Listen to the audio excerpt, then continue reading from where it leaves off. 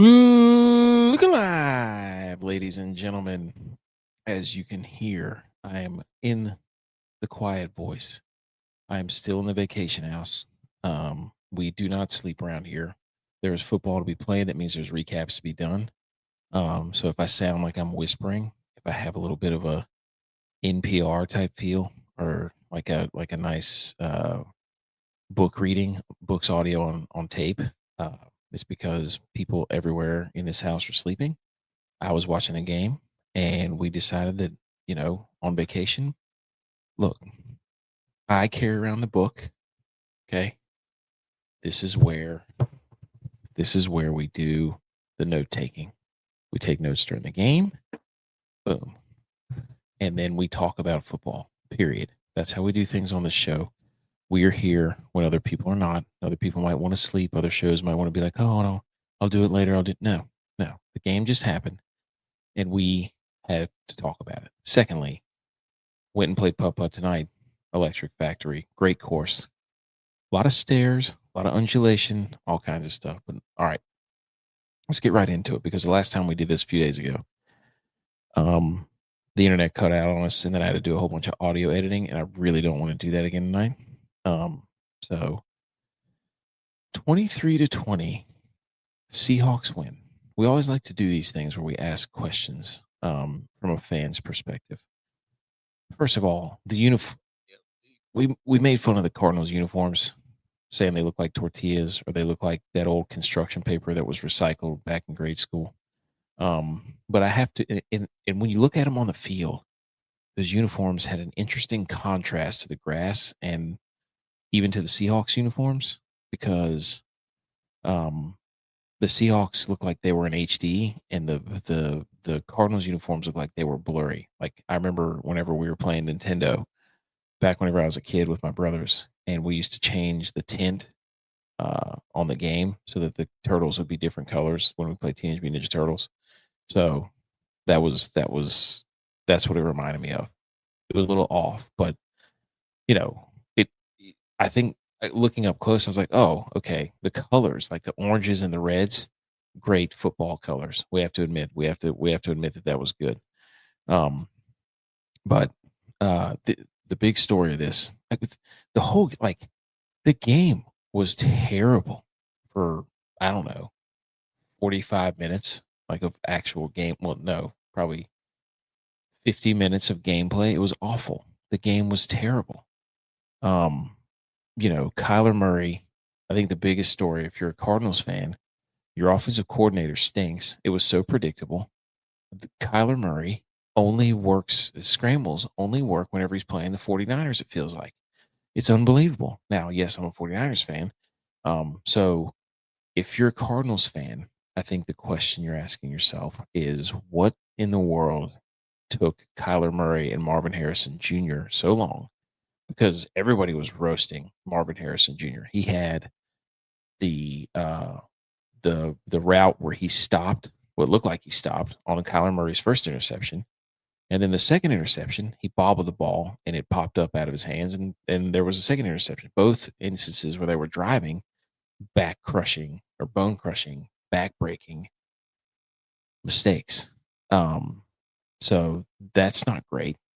And I don't know that there's people that look less satisfied playing football than Kyler Murray and Marvin Harrison Jr. combined. Like, those two guys act like they don't, for the longest time, act like they don't like football. But I don't. I was looking up I went on a deep dive about who the offensive coordinator is for the Arizona Cardinals, because I was like, this is bad enough where I'm having to look up offensive coordinators, and the guy's name is Drew Petzing, and the DVOA was 24th his first year. They got it up to 11th, and then they are not off to a good start, because I don't know what they're doing. I don't know what they're doing on offense. It's very strange. I don't know if he doesn't trust Kyler Murray, but if you're a Cardinals fan, I mean, at least the game ended up being entertaining. And holy cow, that guy kicking it short of the landing zone. You got to be kidding me, Ryland. Come on. But if you're a Cardinals fan, I don't know if you feel good that they got going later or if you were like, where was that the whole time? Because the Seahawks defense is good. The Seahawks, I mean, their defense is legitimate. There's some stats here on the uh, Twitter thing that we'll get to here in a minute. That it's just like their cornerbacks are outrageous. Like their ability to pressure the quarterback is insane, and then you pair that with elite cornerback play, crazy. But Campbell got hurt. Calais Campbell, he had a sack, he got hurt. But yeah, 23-20, game-winning field goal. I mean, I thought we were going to get overtime. Shout out to Dylon. He hit his prop bet. He had Sam Darnold. I think it was over like 225 passing yards, if you were listening last night. And if you're a Seahawks fan, if we're gonna flip the script to the Seahawks side, if you're a fan of the Seahawks, more importantly, before we get to the Seahawks, if you're a fan of the Niners, like me, how impressive is that win at Seattle on the road? Game 1, week 1. Huh? Brock Purdy going down there with Kittle out. Juwan Jennings gets hurt.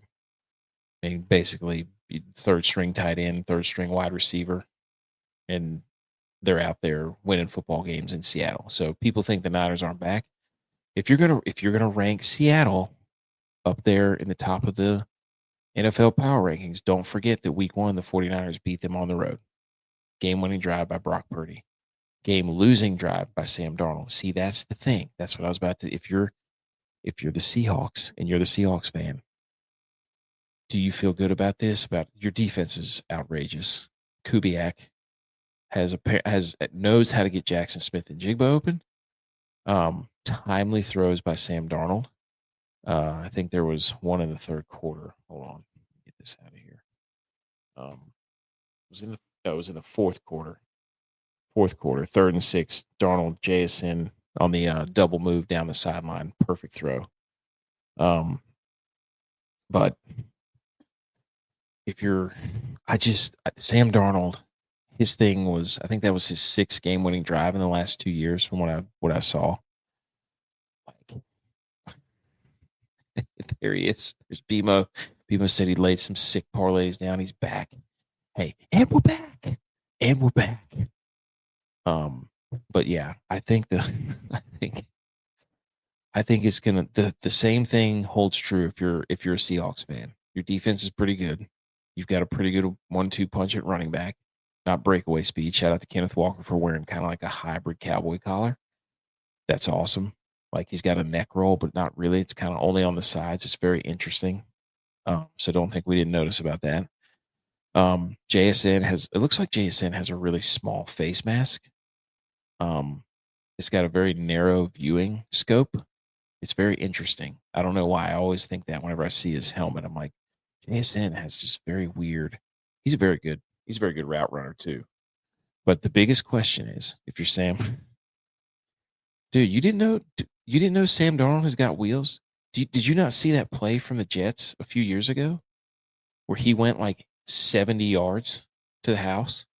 Sam Darnold's an athlete. I was watching with my father-in-law. BMO asked the biggest takeaway is Sam Darnold's got some wheels. That's the thing. Sam Darnold you got to give him credit. He made clutch throws. But this is what he did for the Vikings last year too. Nothing is truly on the line right now. That's what I would worry about if I was a Seahawks fan. Is can he not Sam Darnold himself? Where Sam Darnold will look good, he will look athletic, and he will make a boneheaded mistake at the worst time. He did it last year, 2 games in a row. They had a chance to beat the Lions, clinch the division, clinch the 1 seed, clinch home field, and he was fumbling and throwing the ball backwards and making all kinds of terrible decisions. So I think right now, if you're a Seahawks fan, you have to feel good about Darnold. That's the biggest question because the defense could be able to play with anybody. That defense is no joke. I mean, again, I'm a Niners fan, so I have to watch Seattle twice a year. I hate their guts, but the defense is good. But, I mean, thank goodness that game ended up being great. Like, give us a divisional rival game-winning field goal. That was another one. I mean, we ended last week How good is the NFL? How freaking good is the NFL?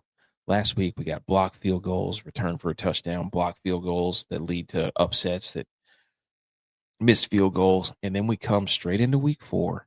Ryder Cup tomorrow, USA, J-Vi boots on the ground, and we've got America's new pastime, football, hitting game-winning field goals as time expires to kick off the week. I mean, just incredible. It's incredible. Football is the best.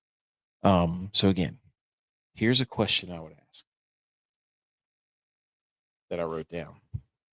Would you rather have, I was thinking about this because for most of the game, like Kyler, like he was taking sacks late in the game that you just can't have happen. And secondly, I started thinking, I was like, who would you rather have a quarterback for your team? Would you rather have Tua or would you rather have Kyler?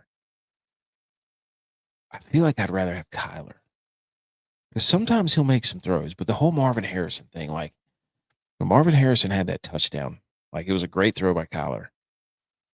And then just a great high point, go get the ball from Marvin Harrison Jr. Like you can see that Marvin Harrison Jr. is big enough and athletic enough to make plays like that. I don't know why they don't do it all the time. I don't get it. I don't get it. Oh, B. McCormick's here.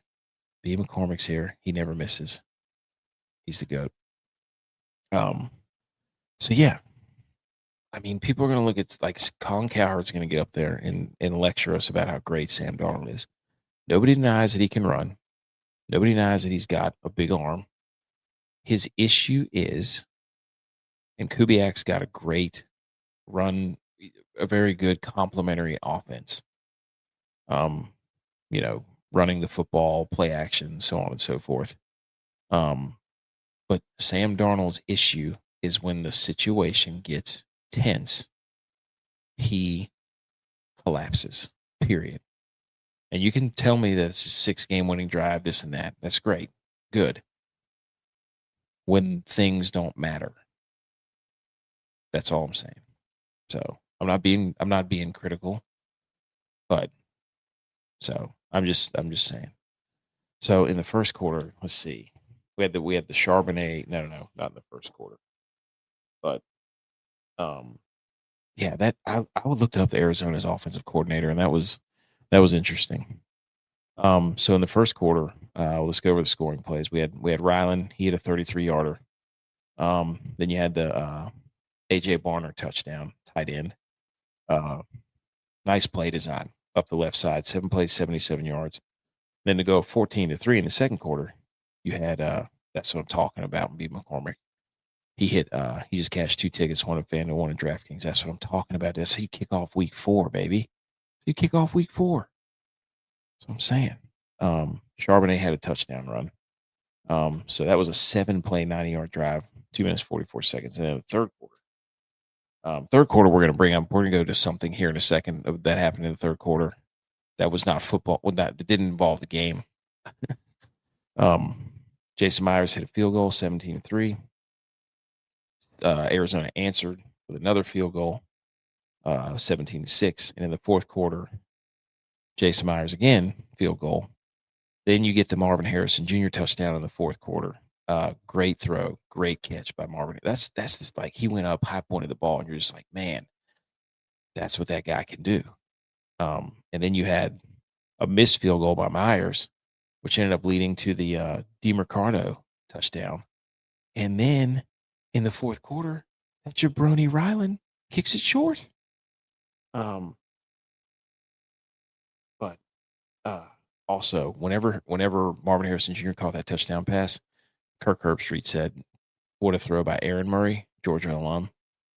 So we obviously tagged him and said, "Nice touchdown, Aaron Murray." But he corrected himself to say Kyler. But with 5 minutes to go in the fourth quarter, Darnold had a nice throw, but that was on the same drive. That was the one to JSN down the sideline, third and 6, the money down, and then Myers missed a kick on that one, so that allowed. But if you're the kicker for the Cardinals, you just can't do that. Can't do it. Golly, hated for that guy. The second quarter, The second quarter, they were getting booed off the field. Cardinals are getting booed off the field. So rightfully so. They were terrible. And then they called a timeout with 2 seconds and ran some sort of wide receiver screen like they were about to do something. So complete joke.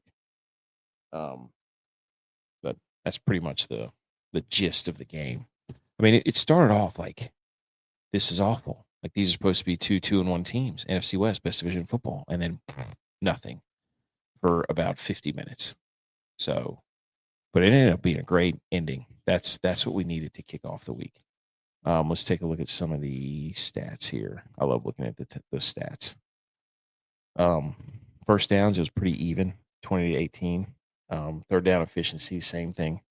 Plays were 64-64. Total yards. Oh my gosh, I forgot I screenshotted the first half stats for the Cardinals. They were averaging less than 3 yards a play, and they had the ball for way longer than the Seahawks. They just couldn't. They're so inefficient. They don't do anything with it. They keep the ball forever, but they do nothing with it, or they turn it over. It was just I don't get it. Very strange. Passing yards. I mean, that's right where the Cardinals were before the game, 164. I don't know if they have some metric they go by. It's ridiculous. Rushing, the Cardinals cannot rush the ball. Kyler Murray was the leading rusher. I'm pretty sure it's 40 yards. It's terrible. Seahawks ran for 155. Penalties were about even, 6-7. And then the Seahawks ended up having the ball for 5 minutes more than the Cardinals. And then the turnovers, it was +1 in favor of the Seahawks. Remember, we had the 2 picks, and then by the Cardinals, and then a fumble by the Seahawks. So, but this, then we have to hold on. We got to share this stab instead. This is what I was talking about in the third quarter. They put up the graphic of the 2018 first round quarterbacks that were drafted. It was Baker that was first. Sam Darnold was third to the Jets. Josh Allen was seventh to the Bills. Josh Rosen was 10th to the Cardinals. And then Lamar Jackson was 32nd overall. Like, why would they put Josh Rosen in there? That makes no sense. I don't get it. I mean, they just dunked on him. Whoever made that graphic obviously is a Cardinals fan because they're like, watch this. We're going to get Josh Rosen so bad. But you go with Scotty, dude. B. McCormick. You go with Scotty every time. You've learned not to bet against Scotty in any golf competition. That's the move. But anyways, it's hilarious that you have these two quarterbacks that were taken higher, Mayfield and Darnold, that have kind of found their ways later in their careers and developed. And then you have Allen and Lamar, who've been with their teams the entire time, are like the faces of the league.